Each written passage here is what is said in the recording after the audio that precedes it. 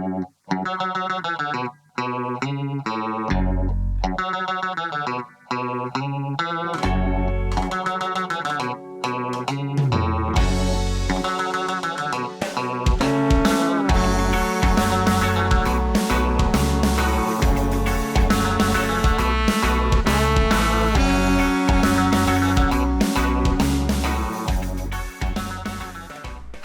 and welcome to episode 95 of the MisanthroPod. I'm Drummer Matt, and as always, I'm joined by Wib. Say hello. Hello. And we're unfortunately not joined by Snipe today. No, unfortunately we are not, because she's having a very bad mental health time at the moment, and just a very bad physical time, because both of us got really, really fucking ill, and neither of us are really over it. But when combined with the other stuff... Yeah, that's not a good combination. No. But we are soldiering on regardless, and that was really fucking weird. Really weird. Really weird. Like, I was ready to do it myself, and I was like, that would be weird. That would be already weird. And then it was like, no, you do it. Okay, cool. I hope we've done you proud, Snipe. That was in your name. I feel like we need to up our mentions of, John Bernthal and Dix, and we need to make up some words and then tell some dramatic lies about something for a bit. I mean, I can probably manage some lies later on. I'm not sure right now. I think I have to build up to the level of Snipe lie. Yeah. I'm not quite able to pull that off, just apropos of nothing. Also, I've just realised that it means I'm going to have to concentrate for the entire length of recording. I can't just zone out and rely on you two to talk to each other. This is hard mode now for you. Yeah, right. We've always thought what would be really fun one day is for neither of us to be on it and you to lead it and have a couple of guests on. Oh yeah, that'd be weird. Yeah, we thought that'd be a fun thing to do one day. All right. But yes, email in your suggestion for guests. Just everyone. You can just wrangle 15 guests. It's not our problem. Yeah. Do I have to edit it as well then? In that case. Oh, that's not fair. You've not done it before. Oh no, we'll have to edit that. Okay, no, you're allowed one guest.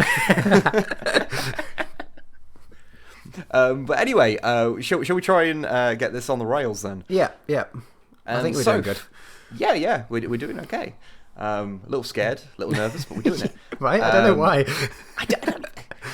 Anyway, I've literally recorded, this is the 95th one of these, and that's not counting other podcasts I've been on. Yet apparently you remove one person. Holy shit, I think this is the only podcast I've ever been on that Snipe hasn't. Oh, that's why, yeah. Okay, that's why it feels really weird. Okay. But yeah, so we released a new Codex Compliance. Yes! Which was on a really weird topic, as in I literally put on Twitter, start this month, I think, giving a few clues and saying, if you can guess it, I will literally mail you a letter calling you a brain genius, I think, or something like that. No one got it. No one got even close. Yes, it was on Fiend Factory, which was a column that ran in White Dwarf from, I'm trying to remember offhand now, 1978 to 1986, I think it was. I'm not as good at facts when I've not got a script. Yeah. But yeah, and it just, it published D&D Monsters, and yeah, we just kind of stumbled upon it, because we were originally going to do a video that was sort of like our old Rogue Trader videos. Yeah. Where it was top, 10 weird and wonderful things. And we were thinking of doing something like that, but with old White Dwarf. And that didn't really work out, but what we sort of stumbled upon really soon was that the things that we kind of really latched onto was the Fiend Factory stuff. Because if you haven't seen the video, go and watch it. It's Codex Compliance is the only series we do that's good. But we... It was a thing where they published D&D monsters for AD&D mostly, as far as I'm aware. I think some of the stuff was compatible with regular D&D, but old D&D's weird. And they would publish monsters. Some of them were written by people who were working for White Dwarf, and most of them were submitted by readers. And yeah, there's just a lot of weird stuff, and some of it eventually became canon, and yeah. So it's all a weird thing, and there's lots of monsters that are currently in the current monster manual that came from White Dwarf, which is just that's the weird thing. Mm. Like just having it, some like random readers email it, or I guess write in, with their own monsters is quite good fun. But then to see, oh, actually, this is a like established monster within the D&D setting, and it was just some dude wrote in, and yeah, it's fun. Yeah, I do wonder if some of the people who wrote in and sent in monsters kind of feel a little bit conned, because they got an issue of White Dwarf for something that then Games Workshop had the rights to, and then gave to Wizards of the... Well, I know it was TSR at the time, to then publish, and then they've obviously made a lot of things using those monsters that they created. They probably feel that was... on reflection, worth more than a 50 to 95p issue of White Dwarf. But, hey-ho. But big thing is, we had no idea how this video would go down, and people seem to really like it, so that's really cool. Yeah, it was good. I very much enjoyed it. It was very out of left field, and thank you. I think I was talking to you about this earlier. I think the reason why the reception has been so positive is because this is a subject only about 4 people know anything about. So it's basically impossible to actually us on it, because people just look at it and go, "Yeah, they're probably right. I've never looked." So that is a good point. I mean, it doesn't usually stop people, but... absolutely not. But I guess that's a lesson for anyone who wants to make a YouTube career, is only pick subjects that literally no one knows about, and then you're fine. Maybe the algorithm might be a problem then, but I'm sure you can work it out in time. It's probably okay. But also in... I was going to say also in Warhammer news, but that's not actually got anything to do with Warhammer, really. It's just Games Workshop. But in Games Workshop-related news, the Las Vegas Open was a thing, and a bunch of stuff got announced. And I thought that we would have a little bit of a chat about some of the stuff that's been announced, because it's really cool. Yeah, there's lots of cool stuff. Yeah. The first up is the new Mechanicus stuff. Ooh, these guys look cool. Which are, what are they called? Like, so the cyber beasts. They've got the cavalry-looking things. Cerberus Raiders and Sulphur Hounds. So it's Raiders and Sulphur Hounds. Okay. They're both rad as fuck, and I love them. And I want an army that is nothing but them. Is that normal? I mean, that sounds great. Yeah, I'm a big fan of this particular kind of like really reveling in the steampunky nature of some Mechanica stuff, and I feel that they feel like a unit that would probably be terrible to do this with, but charging like 50 of those from across the board at your opponent will be one of those things where they go, I don't know how to deal with this. Yeah, they'd remember it. Yeah, probably because they'd win dramatically, but yeah, it's like, oh yeah, it's the Mechanicus. You could bring knights, you could bring battle automata. No, you're bringing robot horses, and you know what? All power to you. Yeah, you're proud of your robot horses. Reborses. No, there's something clever there. But we should move on quickly so everyone forgets it. Yeah.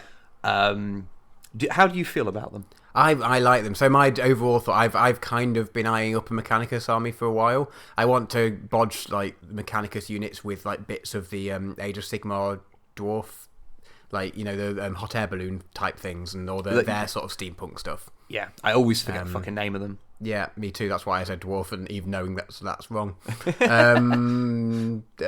Yeah, them.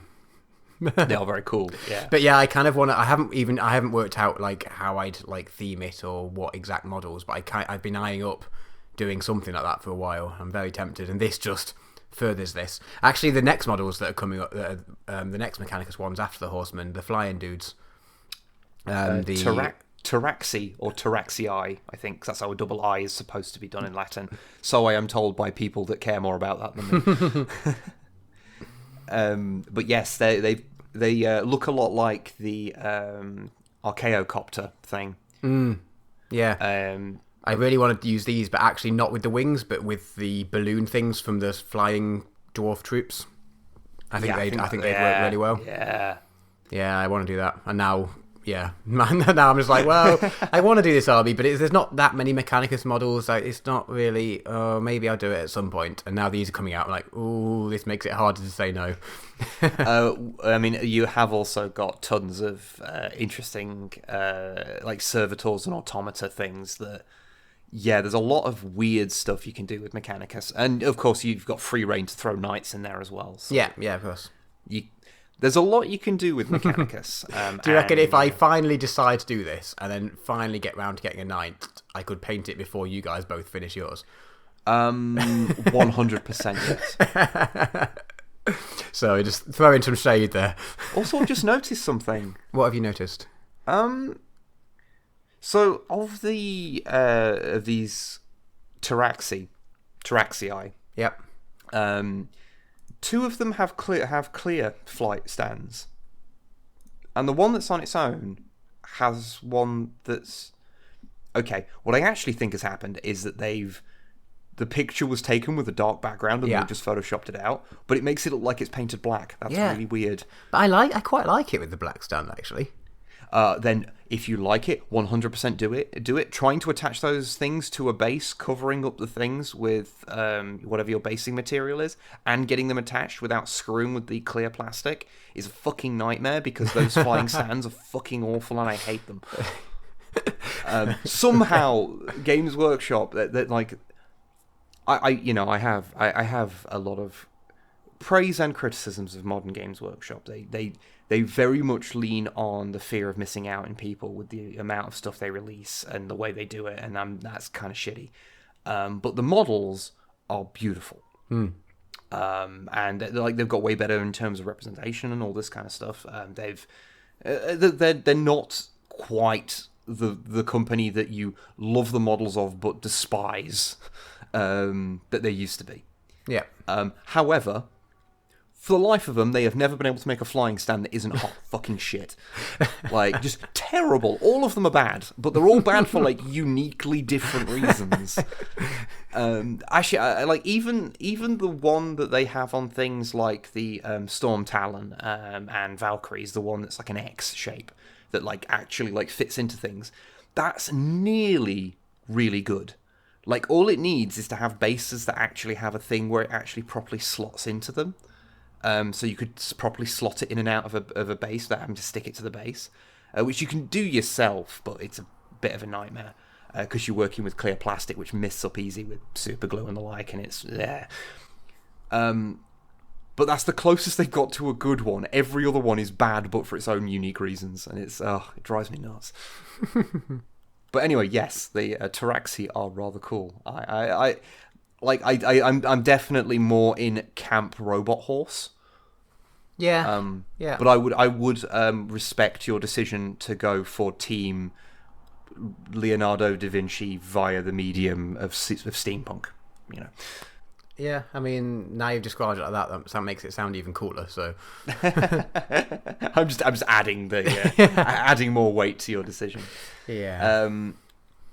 One of the other big things is that we're getting a new model for an old, very important character in Orc lore, Makari. Of course. And some other sidekick that comes with him, apparently, but... Yeah, some other bloke. Who knows? We didn't see much of his model, so I'm sure it's fine. But yeah, so new Gazkul, and he's coming with Makari. Really interesting point, actually.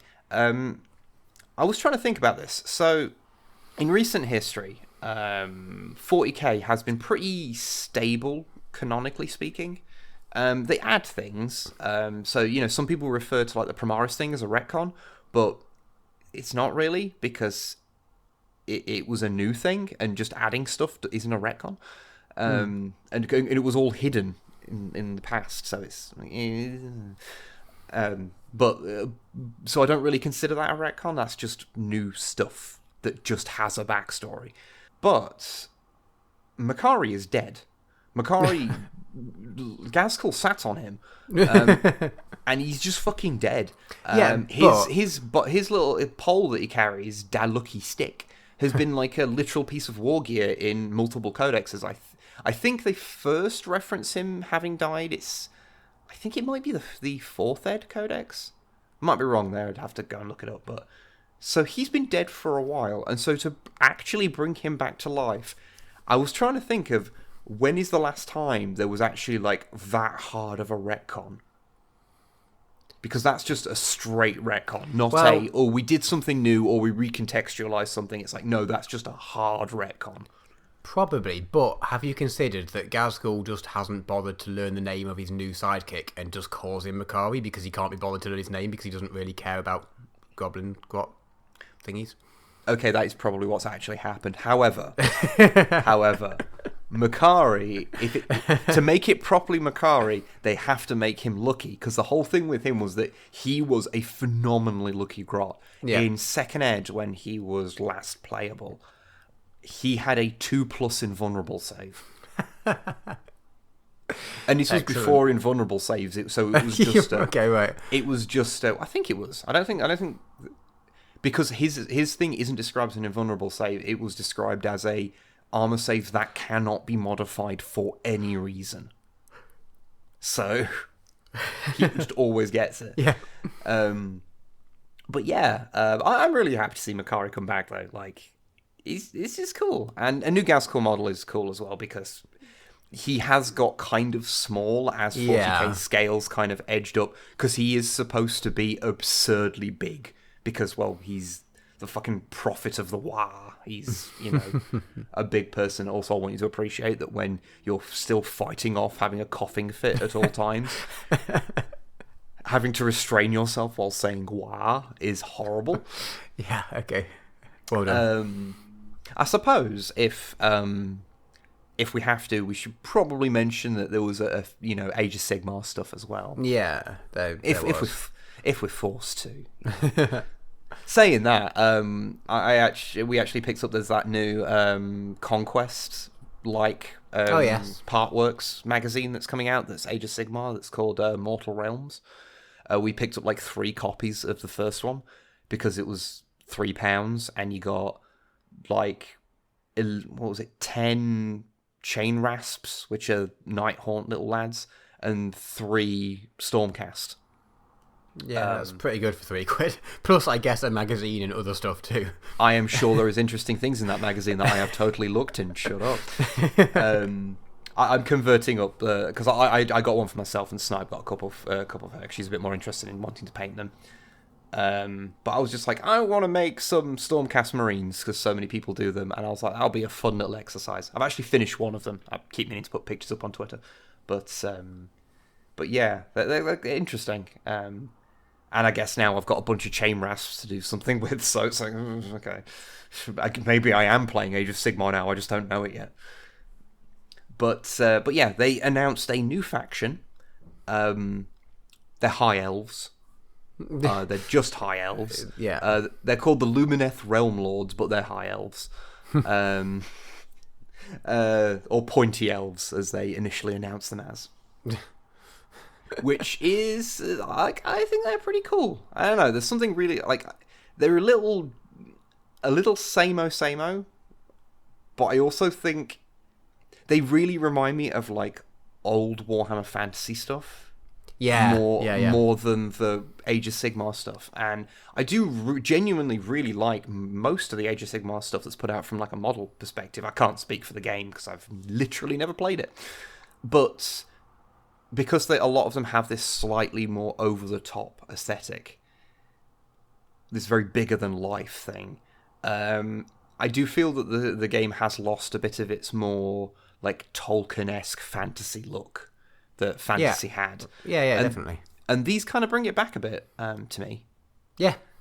Even if a couple of the horses do run like absolute idiots. Yeah. They look really goofy. They look like they look like they're in a dressage. Yeah, that's competition. Well, maybe they are. Maybe that's the High Elves have progressed. Sorry. The Lumineth Realm Lords. have progressed beyond needing to like fight each other and kill each other, and they just compete in battle via the medium of dressage. If you don't know what dressage is, it's horse where dancing. people, it's where people make horses walk funny for prizes. Yeah, and somehow it's an Olympic sport where the rider gets the medal. I definitely think if you are going to have it in an Olympic sport, which I definitely think you shouldn't, but if you do, you should definitely give the medal to the horse. The horse is the one doing the hard work. Yeah. We are pro horses getting medals on this podcast. If that's if you only take away one thing from episode 95 or whatever the fuck we're on of the MisanthroPod, it is that we are pro horses getting medals. And that Snipe created the sport of dressage, but out of spite to take the piss out of someone. She was just really angry at horses for that day for some reason. Yeah, they're sneaky fuckers sometimes. Sometimes they are. Sometimes they're Simules. We also the hero character. What's his fucking name? The Light of Elfarion. Which everyone will presumably pronounce as the Light of Elfarion, because he's an elf. Light of Elfarion, yeah. I really like that model. Yeah, it's a cool model. I glanced at it and I was like, that's quite a cool model, whatever. And then I was reading the text and I was like, look closer, that armor is hollow. I was like, holy shit, the armor's hollow. That's really cool. It feels like something that I could possibly use for my like spirit host Eldar. Ooh, yeah. Just change the mask or the helmet.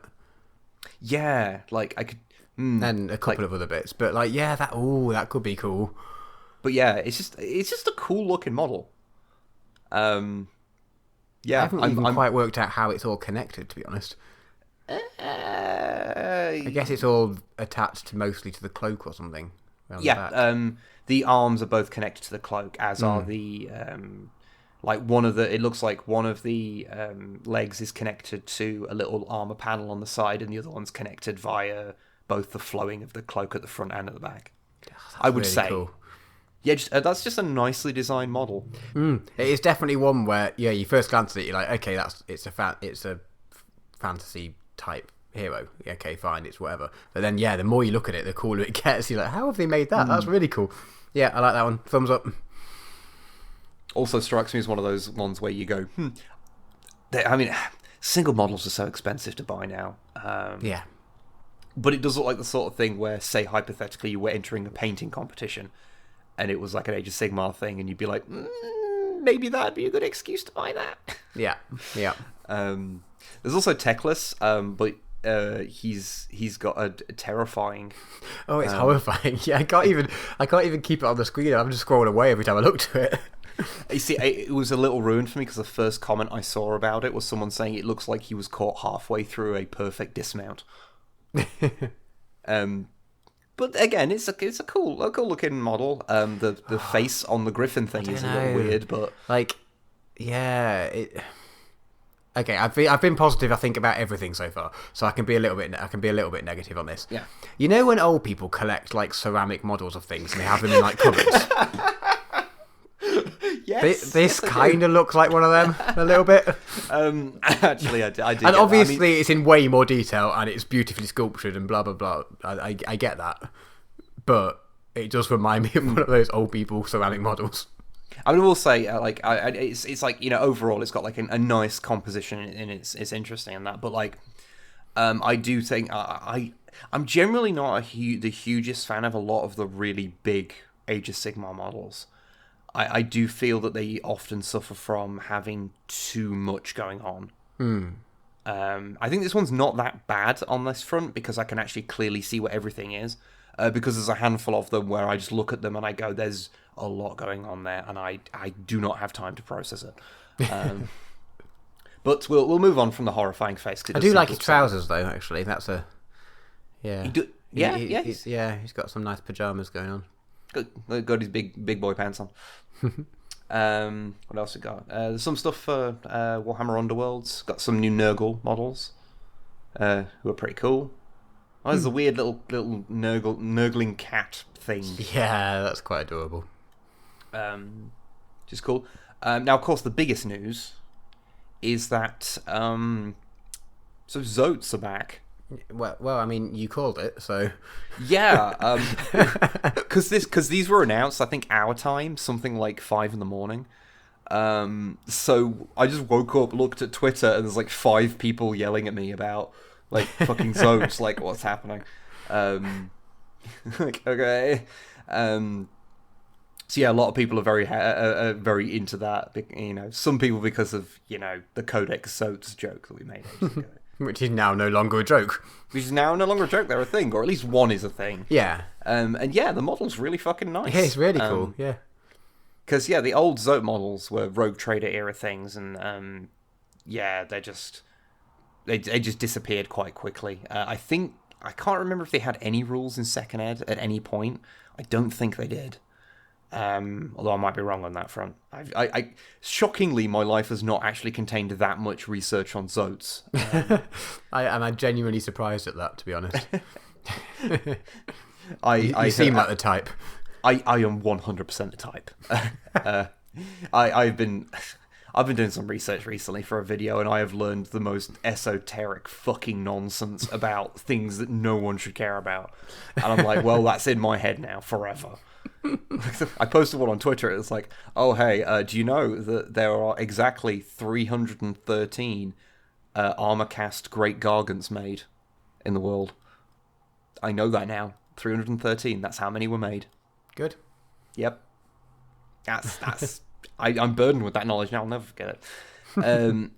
But yeah, so the Zotes come back. They used to be like heralds of the Tyranid fleets.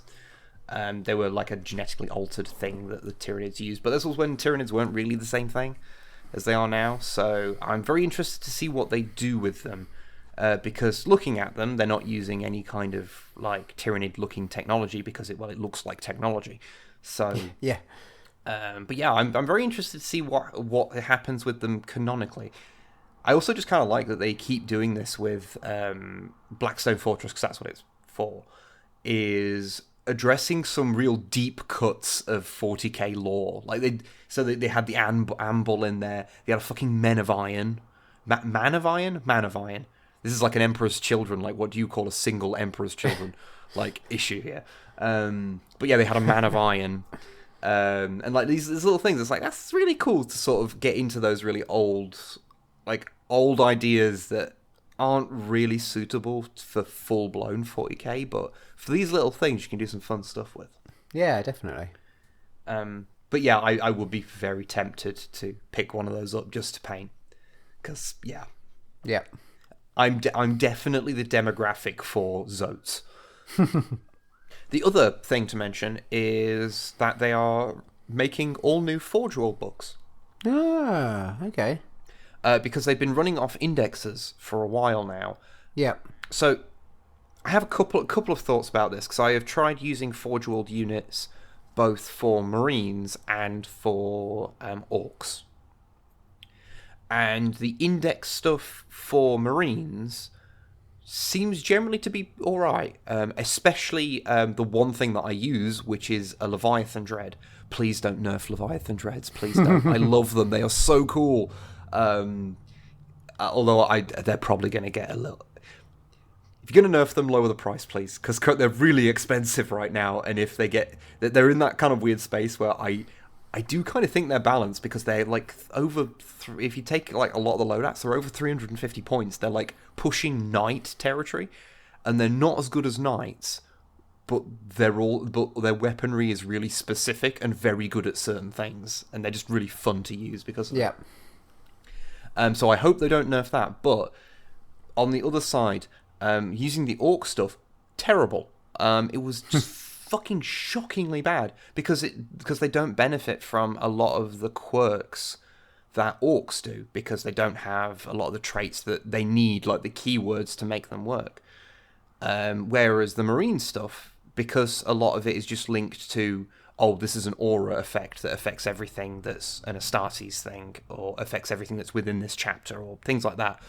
So they still got to benefit from a lot of that. So I think that's what kept those, like the Space Marine units working, but things for Orcs didn't. And I don't know what other Xeno factions were like, or Chaos or what have you. Chaos is probably okay as well because it works. It's probably I think they work a little similar to regular Marines in that regard. So, but yeah, but I mean, it does mean that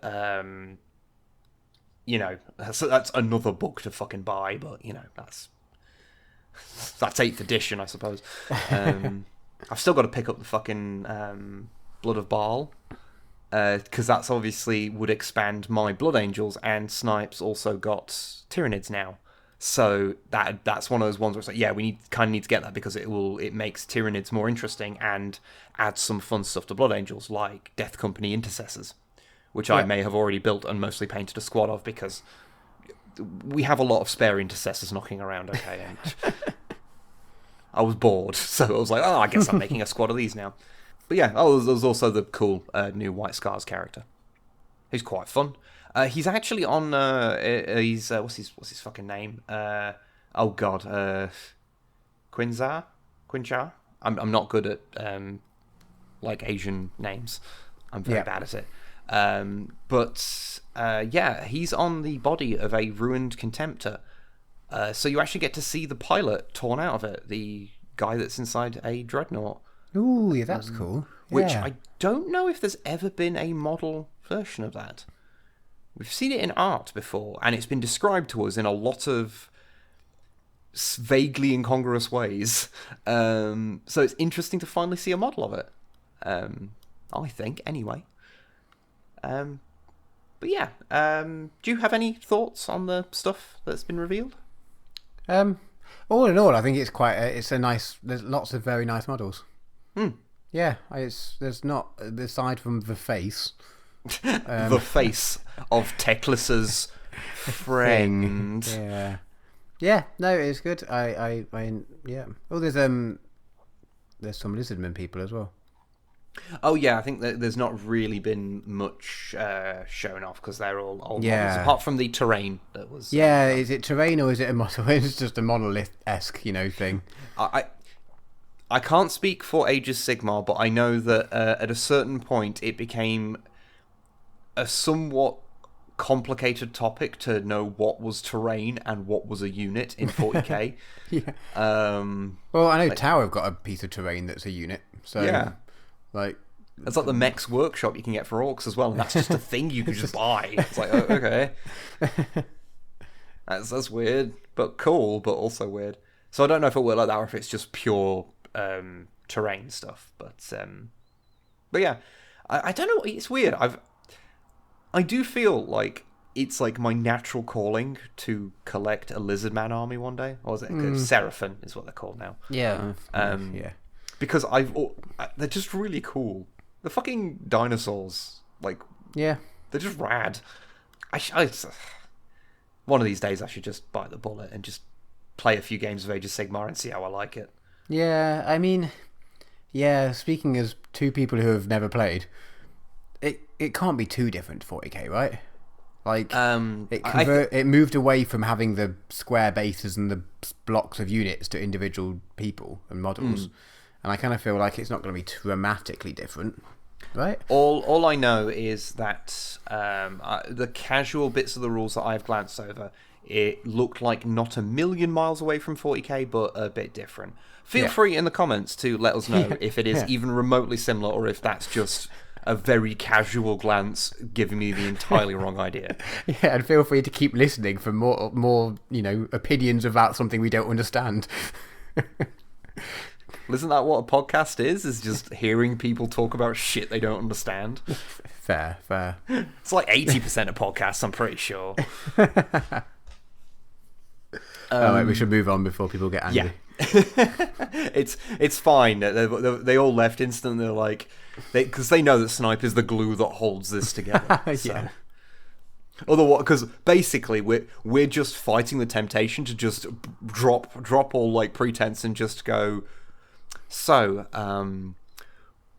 what would you like to talk about in train news? Ooh, train news.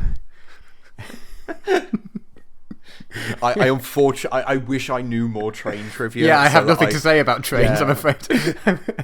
Basically, my go-to has always been to sit there and go, well, I was always a fan of the Intercity 225, which usually makes people's eyes glaze over and stop asking questions, but that's like all I know, so, you know. I was into trains as a kid, but I never took it too far. Like, I had a train set, and it was a really cool train set, but I think I maybe acknowledged, like, yeah, you're into, like, fucking video games and Star Trek. Like, you don't need another like string in this bow. You're basically gonna make everything hard for yourself as things go on. So just dial at least one thing back. Yeah, fair. And then as an adult, I'm like, I was a foolish kid. I should have just totally gone all in for liking trains. 'Cause trains are fucking rad as shit. There's still time. Still time. Okay, actually, before we get into what the podcast is ostensibly about, what is your opinion on what is cooler, trains or monorails? Ooh. I think in real life monorails, but if I was to get into like model trains, because I think model monorails, there's only so much you can do with them. I think that if you're talking from a model perspective, and if you're going model, you'd want old-fashioned steam locomotives, because they've got all the moving parts of the... Yeah, exactly. Oh, fuck, I used to know what they were called, the various rods that move on the wheels and translate, you know, the energy from steam from the piston. But yeah. So would we agree that, like, steam trains are the coolest kind of trains? Yeah. Is that... Yeah, I think we can agree on that. In limited use. I mean, I like that new trains are electric and therefore not burning coal. But I'm talking about in just an abstracted sense. Yeah, but exactly. But in a real world sense, we want to see monorails everywhere. More monorails. But I have another question then. So if we're choosing monorails over trains in this situation, what is your opinion on you have the rail under the monorail, like the classic monorail, or you can get the hanging monorail where the rail is above? Yeah, good. Hanging ones are so much cooler. They are so much cooler. Yeah. Good, I'm glad you agree. I mean, I don't think anyone could disagree. No, and once again, no one is listening at this point. This is just what they were expecting from the beginning. So now we've got the important train and monorail discourse out of the way. What have you been up to, Drum and Matt? What have you been up to? In the last 2 weeks since we previously recorded, I have moved house twice. So... Why? Well, I moved from one place in Bristol to another. I was in a temporary lodging place, and I've moved into a still temporary but slightly less temporary actual place where I don't have to share it with 6 other people for a few months. So I did that, which was easy enough because I didn't have too much stuff by myself. Because I only had in the UK what I bought back by train, in a couple of bags, and then I collected a few more bits and bobs while I was here. But as people know, I didn't have my computer or anything really, so that wasn't too bad. And that was 2 weekends ago. And then last weekend, I moved all of our stuff over from France. So that was a interesting weekend. I was working it out.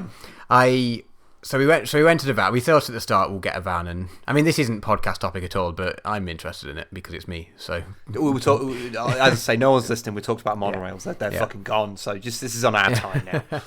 So we rented a van because we said right at the start, right, you know what, we could spend 2 or 3 years, however long we're going to be here, not getting stuff and trying to be as, you know, but then we don't get furniture. We said, right, we'll just get a van at the end of it, and that was fine, and it was doable. And then we did without really thinking that we'd about actually doing it. And then it came to the time to do it, and it was.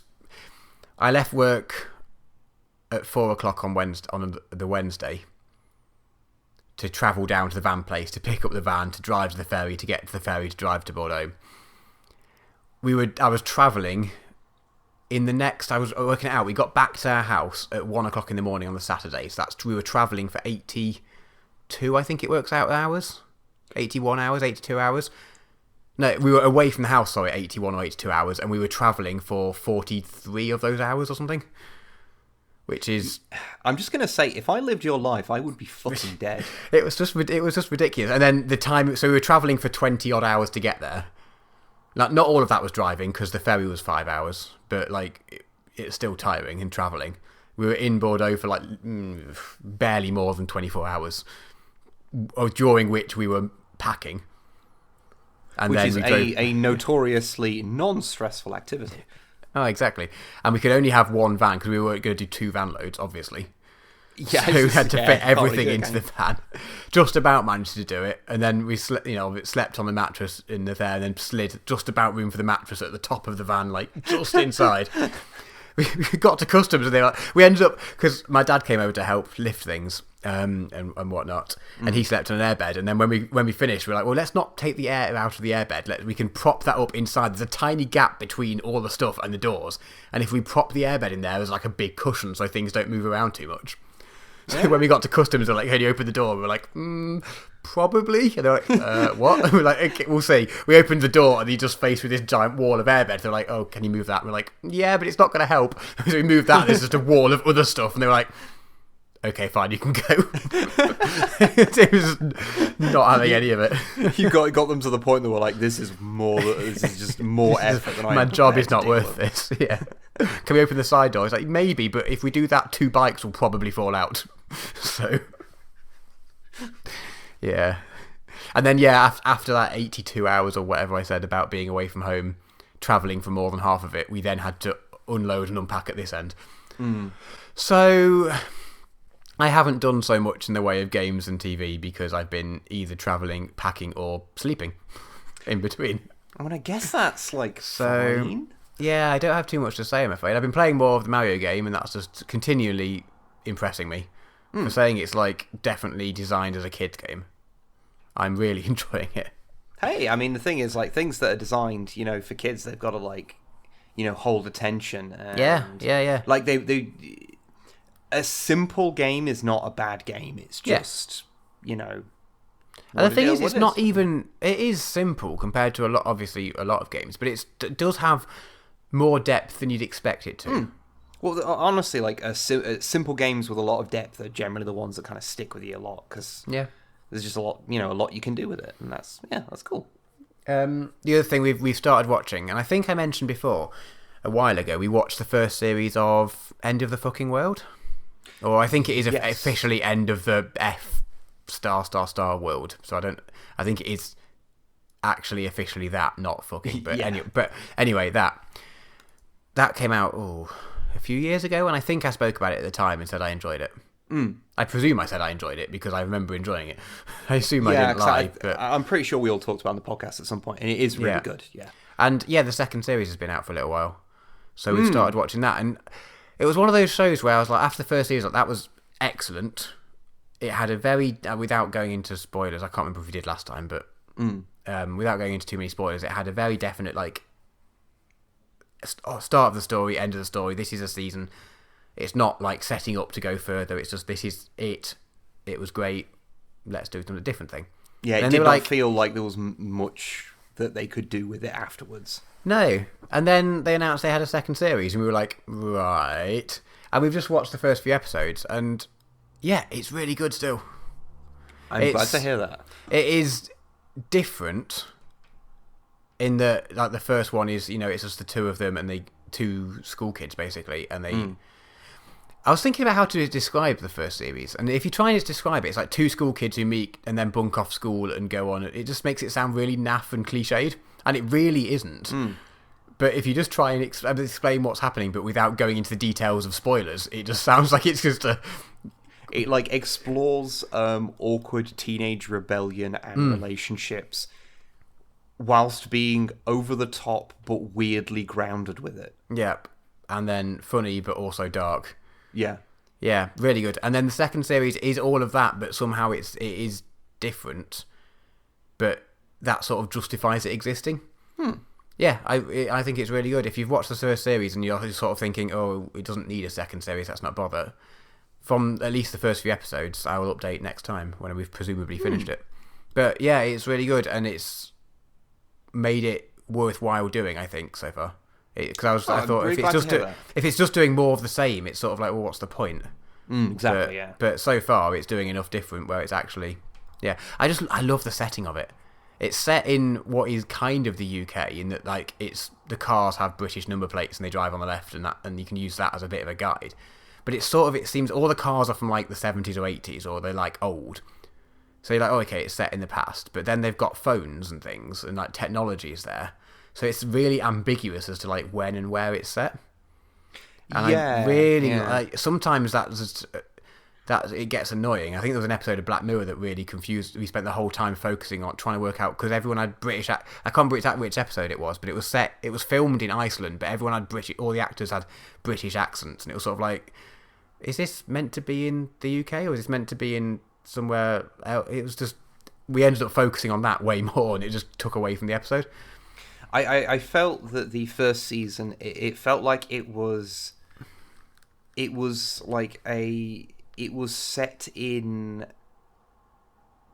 a sort of stylized version of how people remember things. Yeah, but then I'm trying to think of a way to put it. Like, yeah, it's like nothing's quite right. Yeah, and like the scenery is really dramatic and over the top, but everything's familiar. Yeah, that's quite a good way of describing. Yeah, it's just a sort of an exaggerated memory of a place. Yeah, that's it's not quite like, nothing is like, yeah, there's things that are very incongruous with each other, but it's like consistent with everything else, so you don't really kind of notice it. And I guess it's because even like, you know, like you're talking about like some of the really old cars, and like when I was younger, I just remember cars like that still knocking around. Yeah, so, yeah, definitely. So it's like, okay, yeah, it doesn't feel so weird to me. It's a bit like how in my brain, like 1994 wasn't very long ago, even though it's like 26 years ago. It's like, yeah, you know.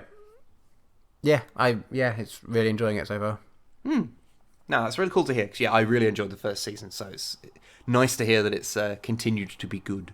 Yeah, but I'm not going to say too much more about it, purely because the first one, you know, if you haven't watched, I can't say anything about the second series without sort of saying what happened in the first. Yeah. So I don't want to take that away from anyone. So, but I definitely reckon, and it's on net. Well, is it? I don't even know. Is it a Netflix show? The first season was on Netflix. The second one wasn't. Okay. Yeah, because I did know that. I'm answering my own question, but yeah, because we're watching it on Channel 4 on demand thingy, so I think it's a Channel 4 thing. It feels like a Channel 4 thing. So I have no idea if international people can watch it, actually. Anyway, if you can, I definitely recommend. If you can, by some means that we cannot in any way condone. Yeah. I wouldn't even know about them. But yeah, I'm afraid that's me done. Because I've not had time for anything else. I guess moving house twice and doing a fucking mission across the continent in order to do said moving house is a fairly, you know, hefty excuse, I suppose. So, Wib, what have you been up to? A few things. Aside from being very ill. Oh, yeah. I literally spent a week with a temperature. So I was like running a low fever the whole time. That was unpleasant. I mean, I can't remember if I mentioned this. No, because you got ill after the last episode. Yeah, you definitely, in the nicest possible way, deserve it by how much you were like gloating about not being ill the episode before. Yeah, it was really I think weird. I think you said almost exactly to the word "you were invincible" or something. There we in go. The previous episode. So it is like the definition of hubris. Yeah. So as much as I wouldn't wish it upon you, you do sort of, in a way, some would say, deserve it. You know what? That is fair. I accept this fate. I mocked the gods and they smote me. Yeah, they did some good smoting. Yeah, smoted me good. However, between being whatever entity exists plaything, I have played some video games and watched some stuff. Played a bunch more Fallout New Vegas. I originally planned to just carry on with Disco Elysium and then just didn't, because I was like, I've still got it. I've still got New Vegas rolling around my head, so I'm just gonna fucking do the other bits in that I want to do. So I went through and did a couple of the DLCs. I did Old World Blues, which is great and funny. And I did Lonesome Road, which is less good, but still alright. And then I got a little bit through, the one, Sierra Madre? I can't remember what the actual DLC is called, and I just gave up because I was bored of it already. Oh, really? I think it was just because so doing some of the DLCs, I think it's because I did them both back to back, being locked in an area whilst. Okay, so the two DLCs I've done both have a particular problem, which is that everyone you interact with, for the most part, is a robot or a robot-like entity. So they don't emote. Okay. And there is a lot of dialogue. So you basically end up with large periods of time where the very good writing is happening at you for large swathes of time with not even the terrible attempts at emotion that Bethesda NPCs of that time can manage. So I was sitting there like playing Old World Blues, and I'm like, this dialogue is great. Like, it's really funny. Like you walk up there and he's like, oh my, he's like, stop pointing that penis at me, because you're just pointing at them. Because they can't remember what a penis is. Like, he's running on his many penised feet. Like, the dialogue is great and it's really funny, but the problem is you get it in these huge dumps that mean that I stop taking it in quite so much, because you're just basically looking at a screen that's more or less, that might as well be, it's barely animated. And going on for like a 10-minute dialogue, and it starts getting really kind of heavy. You're like, okay, I actually want to play the game now, because there's not as many, or at least I didn't encounter as many like dialogue options that I could do because of things that I had, which would have made me feel a bit more engaged with it. You know? Yeah. It's not bad, but I think it's just that combined with being locked in a place that you can't leave while you're doing the DLC, really. And having two that were like that, and then I got to a third one, and it super locks you in and takes all your fucking weapons. And I mentioned previously, the combat in the game is fucking dog shit. So taking away everything that made the combat bearable, and then giving you shit-ass weapons, was like, yeah, no, I don't want to do this. However, I have been doing all of the other endings to see what they're like. Okay. So my initial one was where you take over, basically, which is the one most people do, and that's a decent ending. It's the best ending of the ones I've seen. I also did the one where you side with House, so basically you go capitalism. Yeah, wasn't a fan of that one, as you can imagine. I also sided with the NCR, and they're a bunch of twats. They're just really into annexing things for no reason. Like, Jesus Christ, guys, I'd stop it with the colonialism for like 4 minutes, please. The only one I haven't done, as far as I'm aware, because I know there's lots of variance in how your ending can pan out, because there's like the big thing and then lots of little things that it tells you happens. The one I haven't done is the Legion one. And that's for one reason and one reason only, because whilst I think I said it before, if you play through the game and your default pick is the Legion, legit a bit concerned about you, because they're fascists and they don't hide it. They're really bad people. But I thought I want to go through it and see how it compares to the other ones, and see how the wasteland under them would look, because you get some interesting glimpses of like if your knee-jerk reactions to factions was accurate. But unfortunately, the only save I've got where I haven't pissed off the Legion so much I can't do anything with them is like 20 hours back. So I need to do a bunch of busy work, basically like befriending the Boomers and the Brotherhood of Steel that I hadn't done at that point. I'd have to redo all that, which won't take too long, but I was like, I can't be bothered to do that right now. I'll do it at some point. But yeah, in short, yeah, cool. Is still cool. I went and killed fucking Caesar on my main save. I just walked into his fucking hut with a minigun, murdered all of his guards, and then stabbed him to death with a knife, because there was like a special weapon achievement for it. Nice. For taking out Caesar with a knife. So yeah. that worked out okay. One weird thing, though, and I don't feel bad about spoiling an ending to a game that's 10 years old. Yeah. And because... So the ending is really weird as regards Caesar, because he's just not there in any of the endings I've got so far. You deal with his like, chief, like, henchman, but Caesar's just gone. He's just absent. And it's like, okay. Huh. Where is he? Caesar? Dickhead, where are you? So yeah, I'm hoping when I go through on his, then I'll get the glimpse of what the context for that happening. But yeah, New Vegas, good game. Don't need to tell you that. I'll do the other DLCs at some point as well. But I think I'm sort of winding down now. I think I'm going to I'll probably do the Legion thing just out of my own morbid curiosity, and then put it down because it has swallowed like 60 hours of my life or something like that. But I have played a couple of other video games too. Was sent the game Assault Android Cactus Plus by a lovely person called Quarth. Or Quarth. Not sure how you're supposed to pronounce their name, but thank you very much for sending me that. It's like kind of a twin stick shooter thing. Oh, okay. Which I just had a bit of a dick around with. Quite an interesting little one because it's less of a big deal about you dying.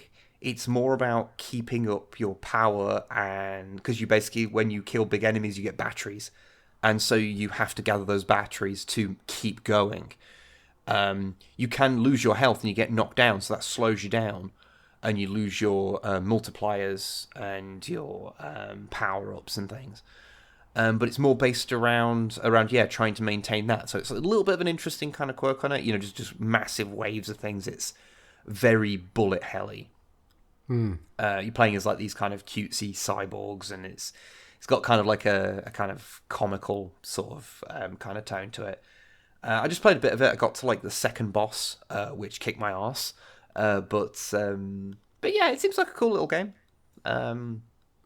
Not got much to say about it. It's just, yeah, a decent little twin-stick shooter. It feels like one of those games where, you know, I can't see someone sitting down and going, I'm gonna play this game for like 2 hours straight. But you kind of sit there and go, I've got like 10 minutes to kill. Yeah, I might have a couple of rounds of that sort of thing. Feels like one of those, which is not a bad thing or a good thing. It's just a thing. Yeah. I also played the Horus Heresy Legions, which is a mobile game that was ported to PC. That's good.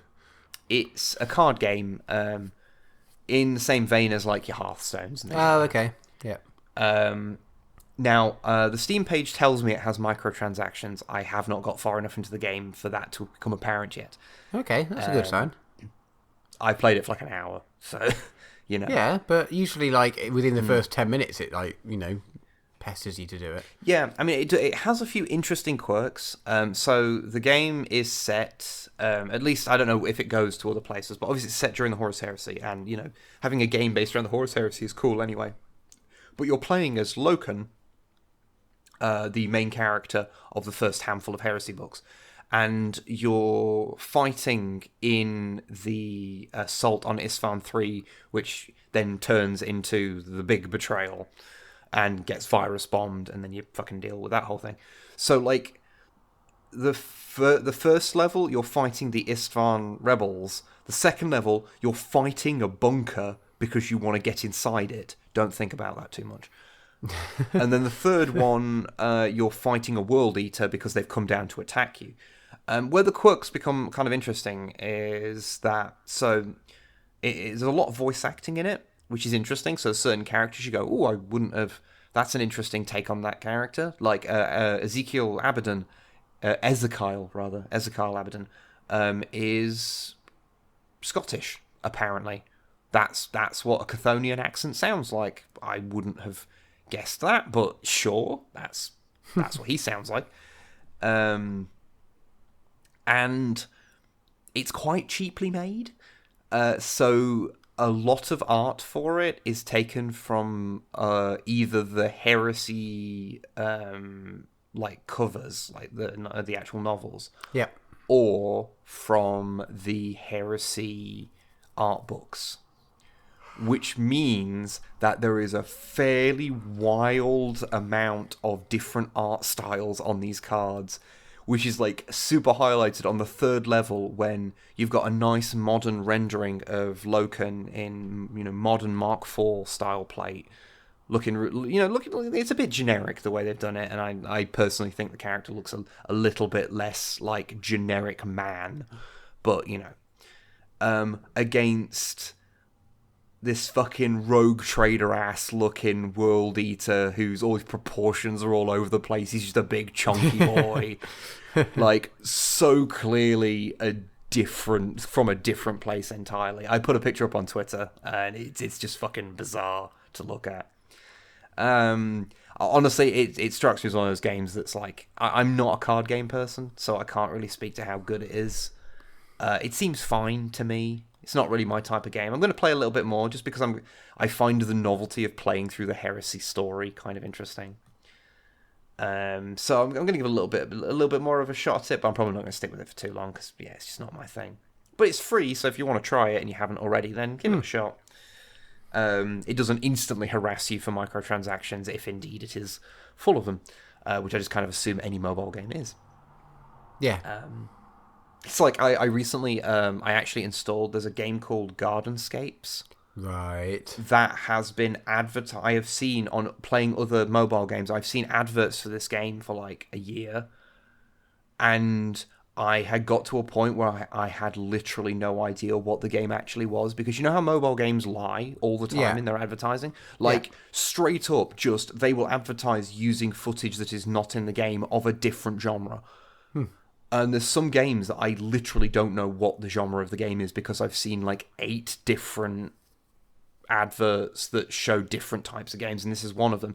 And I was just genuinely curious what the actual game was. I'm like, so I've seen like all of these different things. It's like, oh, okay, it's basically a match 3 game, but with a bunch of extraneous nonsense. Okay, fine, whatever. It's Bejeweled, but with like 8 extra steps for some reason. Fine. But yeah, it's that also is chocked full of microtransactions, but I haven't really encountered the point at which they happen yet. So yeah, I imagine probably quite hard. It means it beats Clash of Clans that I could stand to play for about 10 minutes before it made me wait arbitrarily, and I went, fuck this forever. So I literally don't understand how that game is popular. Well, got popular. I do not comprehend it. But anyway, outside of games, I have watched the first episode of Star Trek Picard. Oh yes, I have not yet, and I really want to. Yeah, I'm not going to talk spoilers really. I'm just going to give some general kind of things. I might give a few little things away, but they're things that are more about the setup and stuff. Okay, yeah, that's fair. First off, it's really good. I'm so glad to hear that. Genuinely, there was a few little parts in it where I felt like a big well up of emotion, because like Star Trek's a big thing to me, and especially Next Gen. I remember watching that as a kid, and like I think I've described Star Trek as like just a really comfy place for me. Like I like the setting, and I find it if I'm not in a good place, then that's a thing that I can watch that takes me to a good place. There's just something about it that's calming to me. And so having a modern show with modern production values, with modern styling, but like harkening back to that and having some of the characters was just it just felt really good. And I'm really interested to see where the actual story is going. So just as a general overview for people that for some reason haven't encountered it, it's basically Picard after he's left Starfleet. So he's got on the Picard family vineyard that you saw in you saw it in All Good Things, and what's the is it Family or something it's called? The episode that comes right after The Best of Both Worlds, where he goes and speaks with his brother, and you see the Picard like family vineyard. So he's there now. He's got a dog. It's a pit bull called Number One, who is fucking adorable. Because everything is improved by having dogs. Yeah.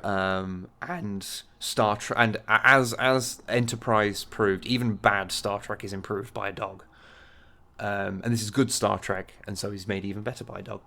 There's a few in the first episode. There's only one cameo by a character that you would have seen previously, obviously aside from Patrick Stewart.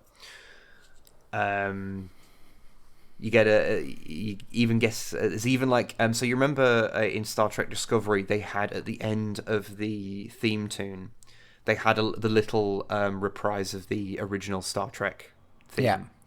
They do it in this one, but with the next gen theme. Excellent. And the main theme is a lot better in this one. It's nowhere near as generic. It's not as bombastic as the old ones, but it feels fitting. So it's better, and having that little refrain was just quite nice. Yeah. Oh. And yeah, you do see the Enterprise D, a nice new modern CGI version of it, because it was in the trailers. So you know, you see that right at the start. Which was nice to see. To see a good old Galaxy class on screen again is something you don't really expect. But there's some really interesting little things that happen with it. So Picard has left Starfleet, and it wasn't on good terms. Yeah, he's picked up on that from the trailers. I won't go into why, but it does mean that we get a good Picard speech, episode 1. Excellent. Which is good. Also, there's a lot of stuff that they've like done some interesting things with, like what's happened post Nemesis. So, for people that may not necessarily follow it, after Star Trek Nemesis, we've not had anything really confirming a great deal of anything really about what's happened in the Star Trek universe, with the exception of that in the 2009 movie, because Spock goes back in time from the Prime timeline and goes into the Kelvin timeline, that the new timeline that was created for those movies. We get a tiny glimpse of what happened post Star Trek Nemesis, and that was the Romulus's sun exploded, and yeah, Romulus was really fucked up. Well, by fucked up, I mean he's just gone. And there's a lot of dealing with the ramifications of that, and that's something which Star Trek media has dealt with in different ways. So Star Trek Online has a lot of stuff to do with it, about the Romulans finding a new home and building a new identity around that, which was interesting from what I remember of what I saw of it, because I played a Federation character, so I didn't see a huge amount of it. But it seemed interesting what they did with it. And what Picard does do is it explicitly decanonizes a slightly crap comic book. So there was a short-run comic series called Countdown, which was basically to bridge between old canon and new canon when Star Trek 2009 came out. And it's... Oh god, you know when you sit there and you go, oh god, all the signs for fucking Rise of Skywalker were there. Basically, the problem with Star Trek 2009, and I don't hate Star Trek 2009, it's fine. It's not Into Darkness, which I do dislike greatly, but Star Trek 2009 is fine. But there's a lot of stuff that happens in it that there is no fucking explanation for, and you have to go to like supplementary material to find out what the fuck is happening. Like, oh, why are the Romulans like all bold and tattooed in this if they're from the Prime timeline? It's like, oh, the comic book explains that, oh, it's a mourning thing from the people they were from. So they look like normal Romulans when it happened, but then due to Romulus getting exploded, it's like an ancient mourning tradition to have yourself tattooed and to have your head shaved. Like, okay, that's stupid, but fine. That's at least a reason rather than no reason. And they also go into, oh, why is their mining ship able to take on warships from 100 years previous, even though this is a shit-ass mining ship? Like, we know that like things like Excelsior classes, some of which must be like 80 years old by the time they were decommissioned, were still able to go toe-to-toe in like battles and things. They were fine. But it's basically, oh yeah, that shit was augmented with like captured Borg tech. Okay, cool. Stupid, but again, it explains it. It's better than no explanation, having some. But that's what that comic book did, is it basically filled in all those blanks where you were watching the movie and going, why the fuck is any of this happening? It explained it all. But it's also not very good. And I won't go into the specifics, but due to what happens in Picard, that comic book can no longer exist in canon, because certain things that happen are stated explicitly to have not happened. Like, there's no wiggle room, there's no, oh, it's from a certain point of view. Absolutely none. That didn't happen. I'm aware most people won't have read that comic book, but I have, so I feel the need to mention it, because I've got it. That time that I spent reading it has got to count for fucking something, hasn't it? I don't know, now it counts for nothing, apparently. Well, now, yeah. I mean, to be fair, Star Trek's always had, I actually think, I think the most sensible way of treating its expanded universe, which is that they just, as far as I'm aware anyway, they just treat it as that if it's on screen, it's canon, probably. There's some exceptions, like the animated series and things like that. But if it's expanded universe, it's just that. Like, if canon contradicts it, that's not like a retcon. That's just that's proper canon. Like, it doesn't matter. So they don't end up tying themselves in knots with canon in that regard, because it's just what's on screen is canon. If we write a book and then later on we if something happens that makes that non-canon, hey, that's just an alternate fucking timeline. Who cares, you know? I think that's probably a better way to go about it when you've got a series that's been running for this long. Trying to maintain consistent canon gets fucking impossible. So I can't really blame them for doing that. I think it's probably a better long-term plan. But still, there are some cool books and things they've done. So yeah. But yeah, Picard, they build off stuff from Next Gen. They of course they because they deal with the aftermath of the events that we were told happened in Star Trek 2009. It means that it ties back to even the Kelvin timeline movies. There's at least 3 very specific episodes of Next Gen it calls back to, like hyper-specific callbacks, and those were just the ones I can just think of offhand, you know. If I sat through and went through with like a fine-tooth comb, I could probably find more. Oh yeah, I'm sure. But yeah, just a lot of nice. It's just nice to go back to that world, and yeah, it gives me a lot of feels.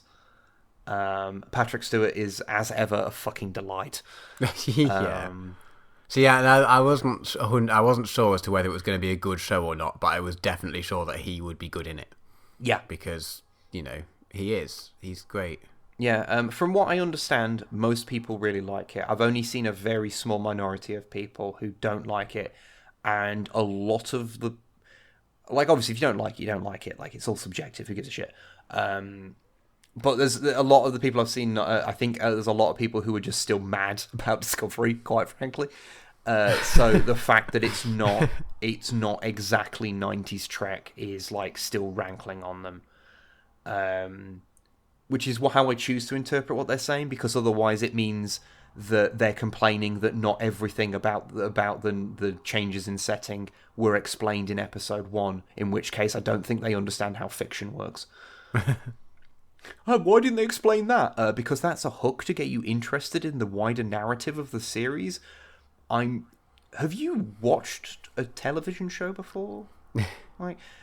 So I choose to assume it is just, you know, it's just because it's different, and Discovery burnt them a bit, and I do understand. Like, I ended up liking Discovery, but like that first season is rough, and if you never got past that, I don't fucking blame you. But yeah, Picard is good. I will. I have two complaints about it. One is that America gets it a day before I do. Yeah. And 2 is that because it's being put out 1 a week, I can't just binge them all right now, because after I watched episode 1, I was like, I just want to watch more. I wish they'd have put out like the first 3 episodes or something. Yeah.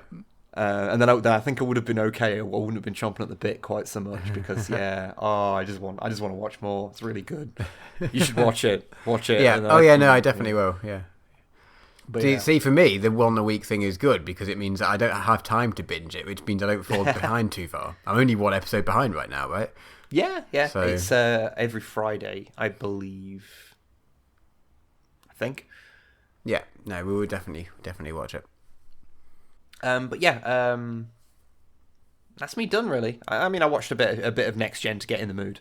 Yeah, of course. I just assume that like whatever you talk about on the podcast can't take up all your time, and I assume that all of the time in between is watching Next Gen. I mean, you're not right, but you're also not wrong. Oh, I will just quickly mention, went to Warhammer World with Unity, Cinnamon Girl, and Mr. Sketchers, who many of you might know from the community scene in streams and on Twitter and the like. And yeah, had a fun old game. A fun old game there. It was like a fucking 3,000 points side. It was right. It was a fucking big thing. It was also one of those like, trying to figure out a narrative for this. Because it was Snipe's Space Wolf Dreadnought army with Unity's Harlequins and Craftworld backup. So that was one side. The other side was me with my Spirit Host Craftworld army. But because the points drop for them in the recent chapter approved, I've got like 200 points less than I originally did. Oh. So I was like, shit, I can't make the full army, so I had like a small contingent of Blood Angels as well. And then Sketchers had a Death Guard army. So it's like there's Chaos, Imperial, and Xeno, and everyone's on everyone's side. Everyone should be fighting each other all the time. It's fine.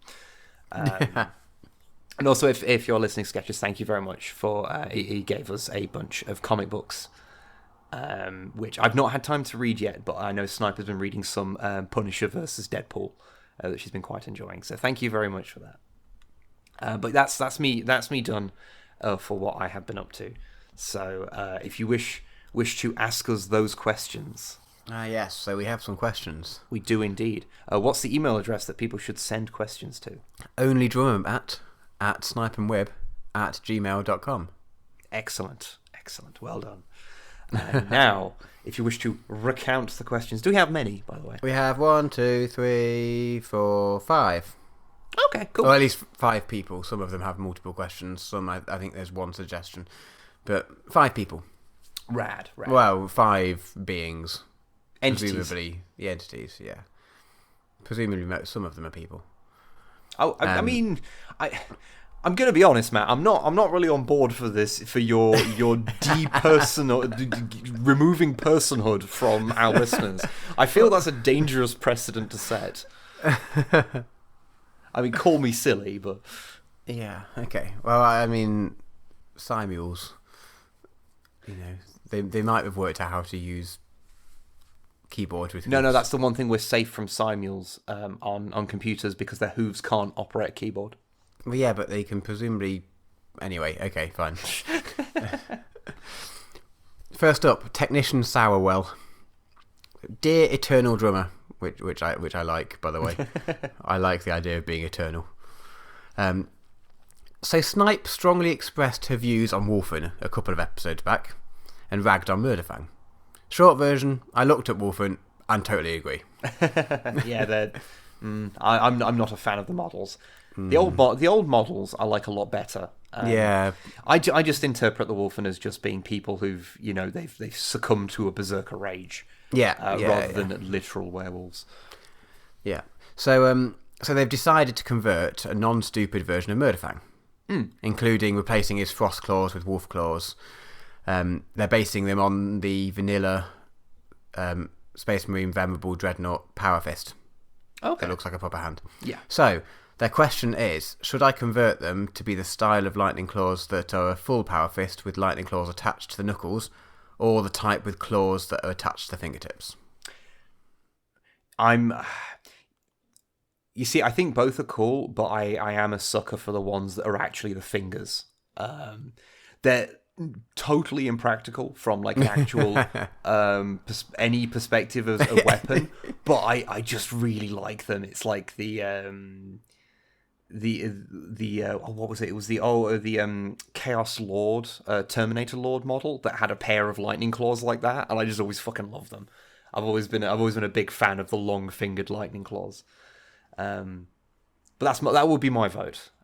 However, actually doing like more regular lightning claw style ones, because the existing Murderfang ones are kind of like that, but they're like a frost sort of like bladed thing, as opposed to being like a regular blade. Like they look like they're made of like rock almost, or I suppose ice, but you know.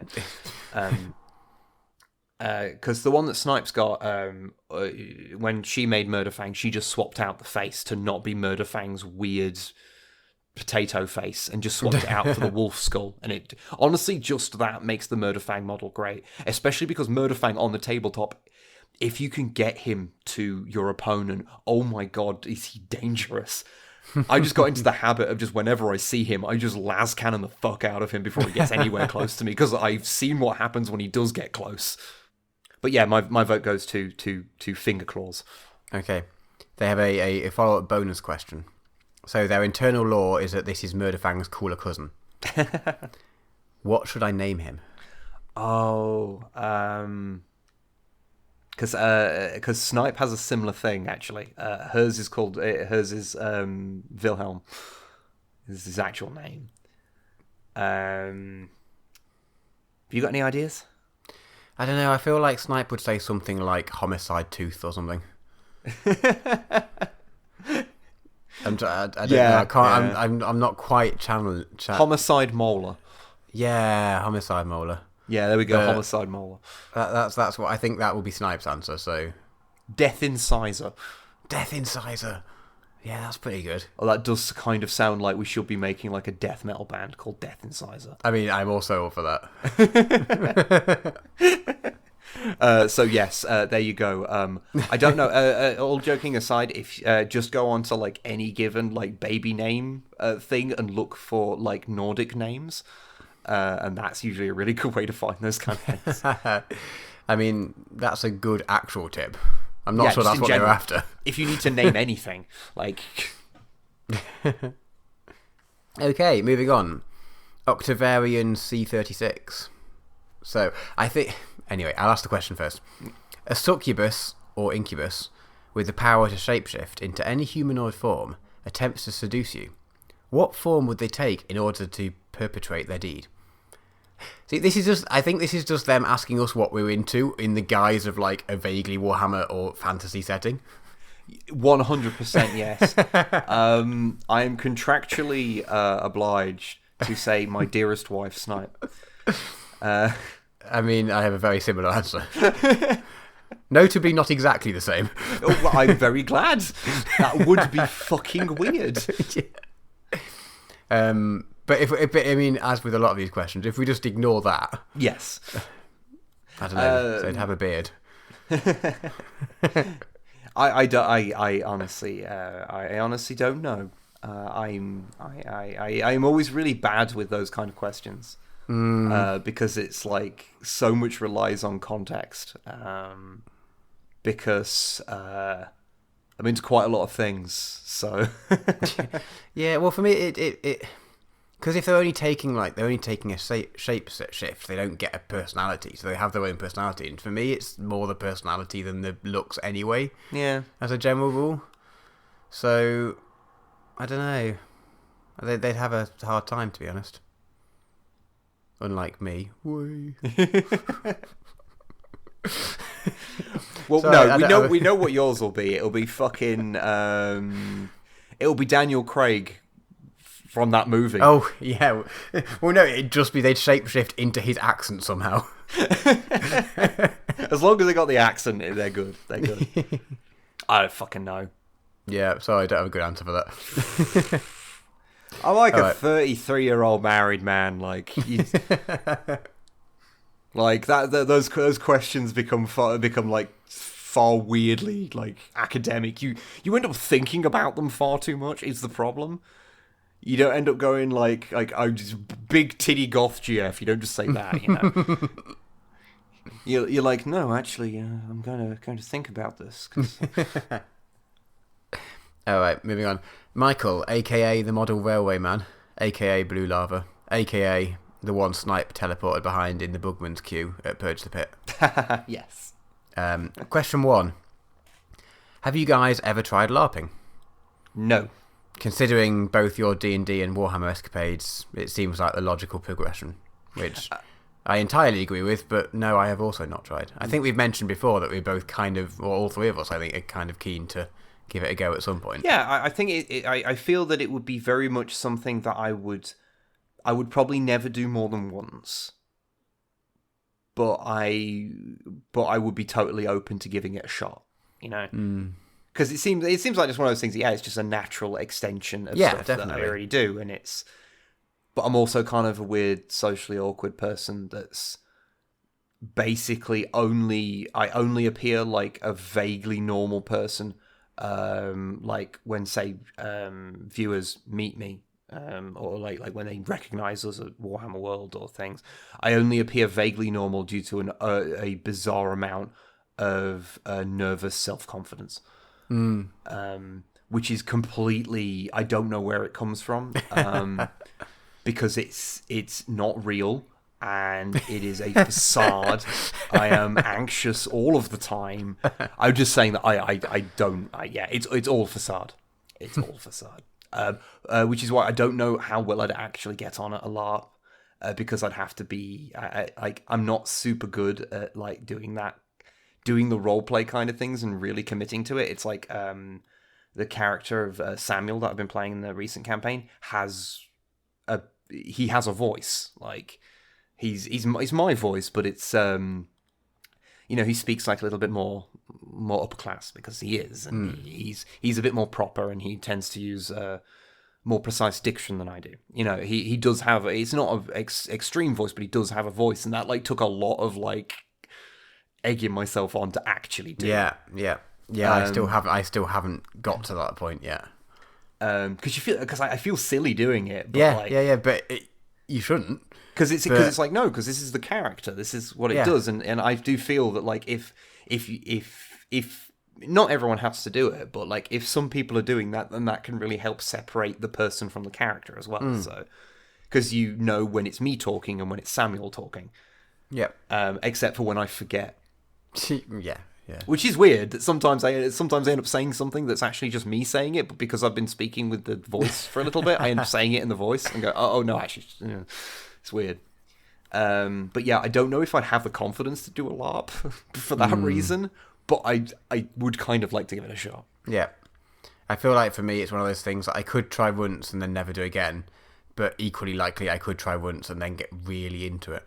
It would just be your thing. Like, yeah, it could go that way. But definitely want to try. Question B. A question for the Matts, which is convenient. Fortunate. If you both do end up one day become crotchety old men with a model railway set each... What do you mean become? We're already half that. What kind of time period and location would you each make your model railway set in? And then they say, don't worry, I am also a crotchety young man who is currently planning on having to dismantle my own railway as I don't touch it due to other hobbies and needing the space. I would probably end up going for the sort of thing that my childhood train set was set around, which was like, what sort of... You know what? I'm going to quickly Google this. Because I had the Flying Scotsman was like my main... okay.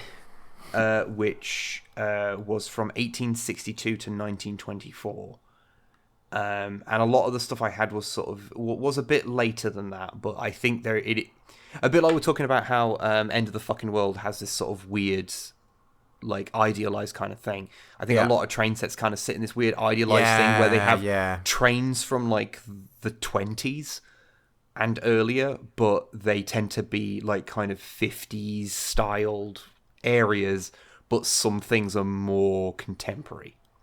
But I think, I like the old-fashioned steam locomotives, so I'd probably want to theme it around that kind of thing, because they're just cooler. And if I did, I would absolutely want to get the Flying Scotsman again, because that was just the big train that I had as a kid. So I base it around that. Yeah, it's big and green. Yeah, yeah. I mean, you could. Yeah, there's definitely more of an appeal for that than there is for like getting bullet trains or things like that. Like, yeah, I think it's we've mentioned before. I think, but it's the nostalgia thing, which can be dangerous, but there's a time and a place, and I think train sets it's okay. Yeah. I would feel so anyway. Also, I'm very annoyed because I've been so there's a YouTuber called Do Not Eat who makes videos that are basically using city skylines to talk about like city planning from a leftist perspective. Okay. And occasionally just talks about trains as well. And because of his videos, I was looking at it and going, "Oh, is that like a 461 or a 462?" Like, oh, it's a 462 because it's about how the wheels are arranged. And I'm like, okay. And I think the fact that I know what that is about the wheel configuration and how the numbers work probably suggests that I'm probably a little further along the path to becoming a weird old train guy than you at this point. All right, challenge accepted.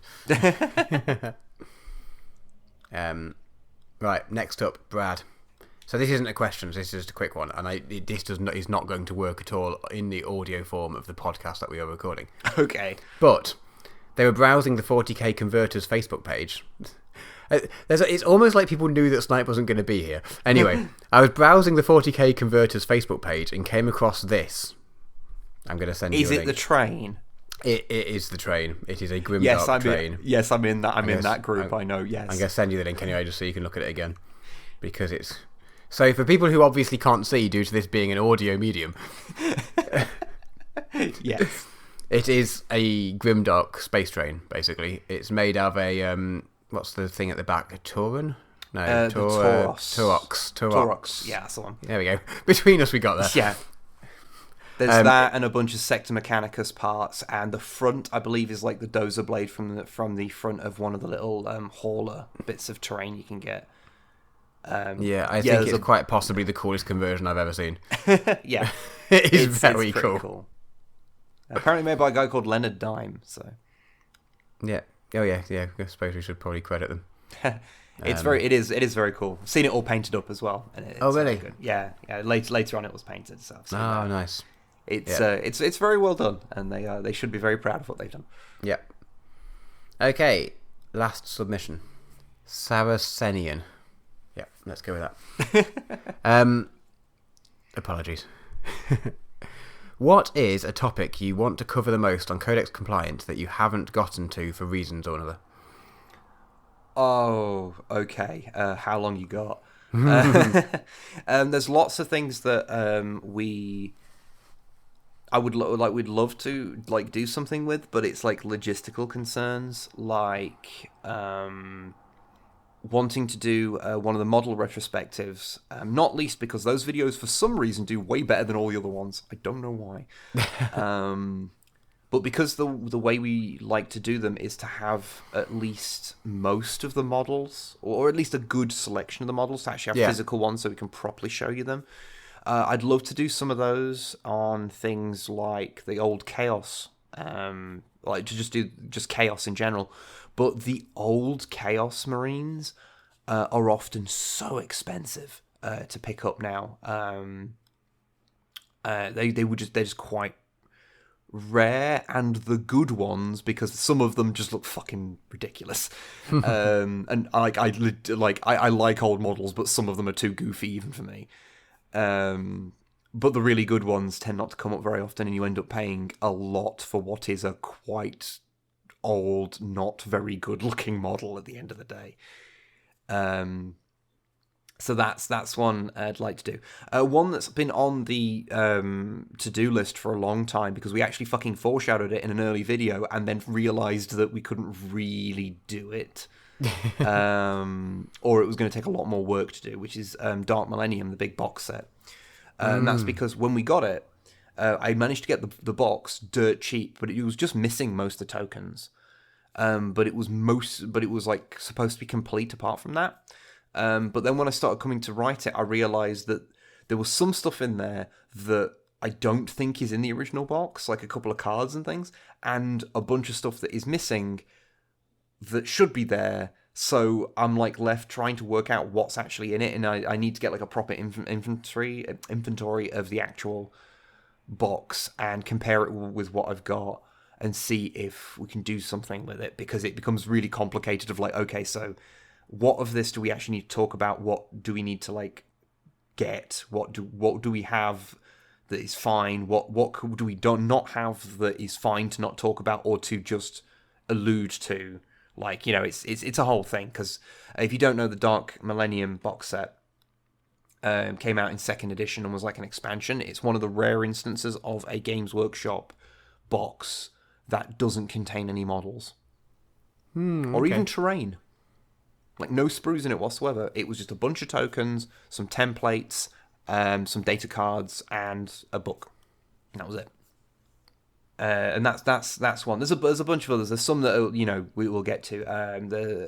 The second Realm of Chaos book, which will be the 20th episode if all goes well. And we've just done the 17th episode, so it's not long. But that one's going to be... Oh god, if that takes like 2 months to make, I won't be surprised, because that's a big fucking book. Yeah. It's got a lot in it. And of course, there's lots of factions that I'd like to cover, but largely, a lot of the factions we haven't covered is largely because of not being super familiar with them. So we have to learn about them first to really cover them a bit. Although I do really want to cover Necrons. We're just kind of putting it off a little bit from doing like 3rd ed Necrons. Just because we recently did a video on the Necron models, and so we didn't want to be too repetitive too quickly. Yeah, makes sense. But yeah, there's a bunch of stuff. But it's all about like trying to space things out correctly as well.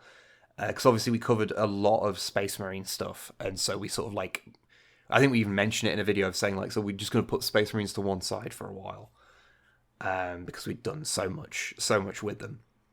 Of course, the other thing is expanding into other editions, like doing more Rogue Trader stuff would be great, but the books are really fucking expensive to get hold of, and that's one of the big problems. Because I mean, we've got the like 2 most like hard to get hold of ones. Although granted, both of them are now available at Warhammer World, so you know, if you can buy for £35. So it's, you know, if you just want them, then they're quite easy to get hold of now. But we've got original copies because of very very generous donation by a gentleman called Storm Knight. Who sent them to us, and it was like, okay, cool, thank you. But we've also got the original Rogue Trader book that I'd like to do something with as well. Partially because we've obviously done the Rogue Trader videos where we were like picking things at random from like the main book as well as other stuff. But I'd like to do something with the main book that might end up being a really big episode as well. Because I think a lot of people talk about Rogue Trader, us included, in this sort of abstracted manner that doesn't really deal with what the actual game was. Yeah. Because for one, it's closer to D&D than a war game. How you would think of a war game now. It's more like about forging a narrative, and like balance is more about how things feel to you as the player than actually being, no, we want 2 forces that are exactly the same because that's balanced, because it's balanced for tournament play. It's not, you know, it's none of that. It's made like that. But the core mechanics of it, there's a lot of things that are different. Like, you know, things have to be facing the right way, and when you get into vehicles, they get to a ludicrous amount of complication, and there's lots of little things about like psychology and how grenades work and a million little weird things about it. But the raw core mechanics of moving and the basic shooting things are remarkably similar to the present day. It's actually really weird. Like, when I first read the book and I was just kind of just overwhelmed by everything that was in it, I was like, oh, this is nothing like modern 40k. But when I actually got a physical copy of it, and because I found it a lot easier to read a physical copy than just reading like a PDF or what have you. I was like looking through it, and I was going, actually, this is way more complicated, obviously, because it has a lot of other extraneous bits on it. But the core mechanics aren't that different. It's actually kind of weird how the core mechanics haven't actually changed that much in like 33 years. It's bizarre. But I'd love to do something with that and like deal with that kind of stuff. That episode would be less of a, oh hey, this is the funny thing, this is Obi-Wan Sherlock Clouseau, this is fucking you can fight a tree, but more like how this stuff actually works. But again, that's the, I guess because I'm just waffling now, but I think what the real thing is, most of the videos that we'd like to do are either stuff that is difficult to do because getting hold of the things we need for it are either difficult because they're incredibly rare or they're incredibly expensive. Or it's stuff that is going to be a really big episode, so we kind of save those for milestones. And even then, oh god, they are such a big undertaking. I lost like a month and a half of my fucking life doing the bits that I was doing on the Realm of Chaos Slaves to Darkness, because that's a 20-minute long video, and just cross-referencing everything in there, because there is so much information that you stop being able to process it. There's just too much, because you have to go through this like several 100-page book and go, what's important in here to like tell people, and every page has got 4 things on it you want to tell someone about. So oh god. So if I disappear for like in a couple of months, and just I'm not online, and when I do appear, I seem to just be shrieking into the void on Twitter or what have you, it'll be because I'm doing that episode and going slightly nuts. Okay, good to know. So, yeah. Good to know. Second question: are you looking forward to the Angels of Death animation that G-Dub's putting out? Seems good. We've not seen really enough of it to know how it's gonna like feel. Like we watched it's like a minute-long trailer. Yeah, it looks alright. There was at one point there was someone. It did sound a little bit like the script told them that they had to shout, but they were also very aware that they were recording it in a room next door to someone who was trying to sleep, so they were having to shout quietly. Yeah, but that doesn't necessarily mean it's going to be bad by any means. So no, I mean, what are they putting it out on? Like, is it just an online thing? I actually don't know, because it's being made by I think this is the one that's being made by the same guy that was doing the web series Hell's Reach. So it is like someone who was doing a hobby thing that has been made. They've then had their abilities made and official, as it were. Okay, well, that's cool. Which is really cool, and like I feel bad having a little jokey dig at it then. I don't know how much support he's got from Games Workshop. I think that's something we'll probably never know until many years' time. Yeah. But like I'm hopeful, like because it looks like it could be fun. But that's the thing with trailers, like you don't know, and I think 40K is. I think if it was a trailer for anything else, I'd probably be a lot more hyped for it.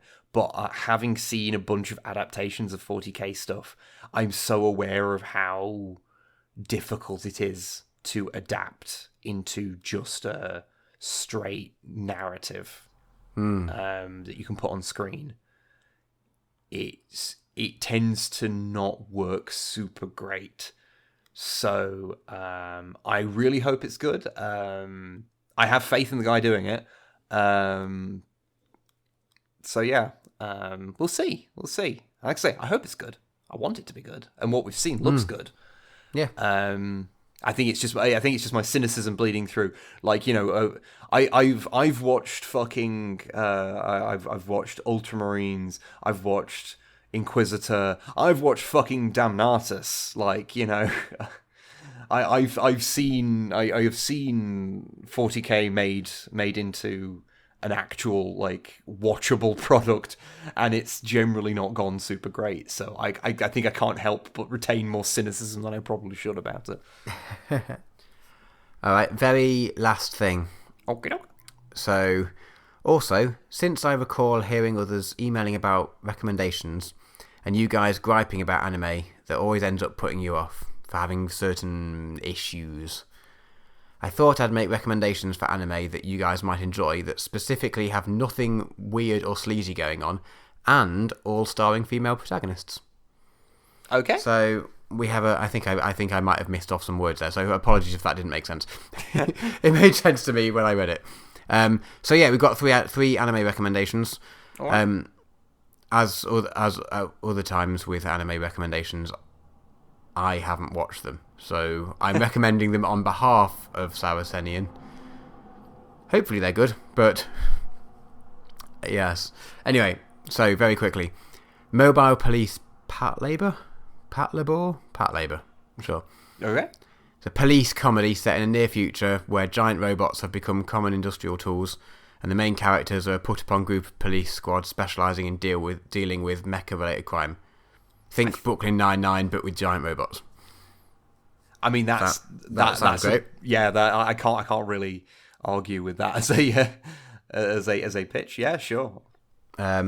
Next up, Carried by the Wind. Oh, okay, all the apologies. I won't be able to pronounce various Japanese names. They will definitely be wrong. Carried by the Wind. Tsukikage Ran? Yes. Sure. It's fine. It's a cool samurai lady and a Chinese martial arts girl doing fun episodic adventures in feudal Japan, inspired by classic Chanbara/samurai movies. Yeah. Okay. Sounds interesting. Yeah. And then finally, Keep Your Hands Off Aizuken, a currently airing show about 3 goofy high school kids trying to make an animated feature together. It apparently has a very fun art style in the sort of Miyazaki vibe, which is actually its main inspiration. Okay. Well, yeah, I mean, I'll pass those over to Snipe as well, because she's the she's the more anime person, I think, of the group here, because I have basically my brain has this problem where I try and watch anime, and unless it is Gurren Lagann, Kill la Kill, fucking Mob Psycho, or like JoJo, my brain just I just apparently can't watch. I just don't ever watch the rest of it. So this is a failing on my part. I'd say I've seen Pokemon, but I feel like that gives me less credit for anime rather than more. Well, it depends. Did you watch it in its original Japanese, or did you? I didn't. I rushed home from school. Sorry, as a junior school kid or whatever it was, to get there in time. I honestly think that was a slip. So, you were telling us the truth there. You rushed home from work to watch Pokemon. Well, I mean, I don't even know if it's still on like live TV. Does live TV that I have to sit down at a certain time for even exist anymore? Like, that just seems ridiculous nowadays. I am assured by the time that whenever I go round to any family member's house that it does still exist. Why? Oh, okay. I mean, fine. There's something to say, I guess, about everyone watching the same thing at the same time and then chatting about it the day after. Fine. But it just seems weird. It does, like, I think there is, it's a bit like how, even from the kind of dislocated way of doing it on the internet, it's one of the things, like, Picard coming out, like, one episode at a time, it means people are talking about it, and the day it comes out, it's like a topic. Whereas if it was, when stuff is, like, just kind of squirted out, and it's like, you can just watch it, all of it, whenever you want. It does tend to end up with that situation where everyone watches it in, like, a week, and then it basically doesn't exist after that. Or some people don't watch it for a little while because they're like, well, I can watch this whenever, I'll get round to it at some point. I've done that with a few shows. So I'm like, well, I can watch it all. But it's not like everyone's watching it together and everyone's going to talk about it together. So I'll just watch it in a bit and then sometimes not get round to it. Yeah, there is something to be said for, we are, at the end of the day, we're humans. We're like social animals, like, and experiencing media together is quite pleasant. It's why it's one of the things that I think makes Star Wars quite pleasant, is because it becomes that big thing and everyone goes watch it, and goes and watches it, and it becomes like this kind of shared experience. In this case, with Rise of Skywalker, a shared frustration, granted, but at least we're all doing that together rather than just me just shouting into the void, you know? Yeah. So yeah, that's all. Oh, actually, on that topic of the Miyazaki vibe of that last one, for anyone who's in the UK, all of the Miyazaki Ghibli films are all getting put on Netflix as of the start of February, I think. Yeah. And I've got I picked up somewhere, and I'm not sure if this is true, so citation needed, but I think actually a lot of other international places as well, I think everywhere except the States, it might be on Netflix as of February, although I'm not 100% sure on that, but definitely the UK. They're all getting put on Netflix, which I'm very excited for. Yeah, I might actually see some more of them, because I've only seen a couple of them. I've seen quite a few, but definitely not all of them. Again, like, this is one of those things, I should watch more anime, and not just in like a kind of jokey way, like actually legit, because there's a lot of good stuff that I just don't get around to watching, and like the fact that I've seen like I think of the Miyazaki stuff, I've seen like fucking Spirited Away and Howl's Moving Castle, and that's like it. And like they're really good. Like I'm not going to say they're great. I just never got around to watching any of the other ones. Yeah, I've seen. I reckon 8 of them, and I think there's 20 something of them. I mean, how fucking bad is it? I watched the entirety of the Witchblade anime, yet I've not fucking seen like fucking what's a Miyazaki one that like everyone likes. I like the first one I saw, so I've got a soft spot for this. Is Ponyo. Yes, I was trying to remember the name of that one because that's the fish one, isn't it? Yeah, Ponyo on a cliff by the sea. I think is its full. Well, obviously full English title. So yes, I've watched the Witchblade anime, but not Ponyo, which I think it speaks to something deeply wrong with my soul. Yeah, well, that's your homework for next time. You have to watch at least one Ghibli. You're sending me away to watch one anime. Yes. I think I might be able to manage that. Yeah, it will be into February the next episode, so it will all be on Netflix. So yeah. Well, you got you'll have a couple of episodes of Picard to watch as well. Yes, I will, and I will come back and discuss. And then we'll bore Snipe with our Star Trek and train conversations. I don't know. I'm trying to get her to watch Picard because she's got a soft spot for next gen. So I'm hoping I can get her in on this one. Yeah, I feel like Patrick Stewart is a big draw. Oh yeah. So yeah. But yeah. So that's it for questions and stuff, isn't it? Yes, that is all of them. Well, damn it, we just did a podcast. Yay! So this was the Matt and Matt hour that lasted for nearly 2. Which, importantly, is not 3, so... It's better than the last fucking episode. Honestly, fucking whoever got through the entirety of the last episode, you are troopers. We owe you, I think. I'm not sure what. I'm not sure what, yeah. I don't have much money. Like, I didn't get through the whole 3 hours without zoning out at some point, so... Do you mean listening to it or recording it? Both. There you go. Just think how much I was zoning out editing the bits I did. Yeah. That was one of the ones where we were like, okay, you're editing this bit, or editing that bit. Like, we can't just do this all at once because that's too much. But yes, Snipe should be back next week as normal. And if you want to send her any nice pictures of your pets or what have you on Twitter, I'm sure she would very much appreciate that. And I hope that will probably make her feel a little better because animals are cool. Yep. I think that will be the controversial hot take that I feel like ending this podcast on.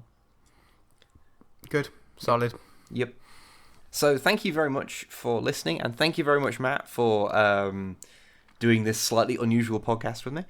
Yeah, it was a bit scary, but I think we did good. Yeah. It turns out that it's quite possible to just talk with your friends for quite a while, isn't it? Yeah. It's almost as if we've known each other for a while. Yeah, a little bit. A little bit. A slightly scary amount of our lives when you start thinking about it. Yeah, let's not. Yeah, let's not go all right then, friend. Goodbye. Goodbye. And friends, goodbye. Goodbye, all you lovely people at home. Mwah.